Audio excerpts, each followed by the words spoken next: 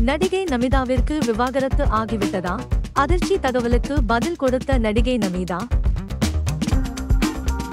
Captain Vijayakanth நடிப்பில் வெளிவந்து எங்கள் அண்ணா திரைப்படத்தில் மூலம் தமிழில் நடிகையாக அறிமுகமானார் நமிதா. இதற்கு முன் தெலுங்கில் தொடர்ந்து நடித்து வந்த இவருக்கு தமிழில் நல்ல வரவேற்பு கிடைத்தது.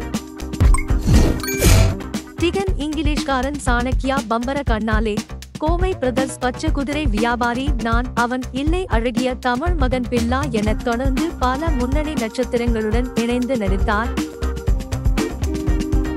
நடிகை நமிதாவிற்கு 2017ஆம் ஆண்டு வீரேந்திர சௌத்ரி என்பவருடன் திருமணம் நடைபெற்றது. இந்த தம்பதிக்கு 2022ஆம் ஆண்டு இரட்டை குழந்தைகள் பிறந்தனர். இந்த நிலையில் நடிகை நமிதா சமீபத்தில் அளித்த பேட்டி ஒன்றில் தனக்கும் தனது கணவருக்கும் விவாகரத்து ஆகிவிட்டது என கிளம்பிய வதந்தி குறித்து வெளிப்படையாக பேசியுள்ளார்.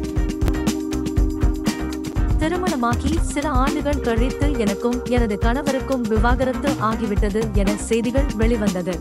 நானும் என் கணவரும் அதை பார்த்து சிரித்துக் கொண்டிருந்தோம். மீடியா மற்றும் நண்பர்கள் போன் செய்து விசாரித்தனர்.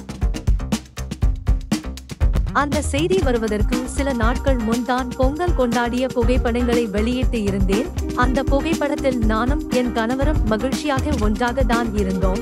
எப்படி இப்படி ஒரு விவாகரத்து வதந்திகளை கிளப்பி விடுறாங்கனோ தெரியவில்லையே என நினைந்து நானும் என் கணவரும் சிரித்தோம் என கூறியிருந்தாராம் நடிகை நமிதா.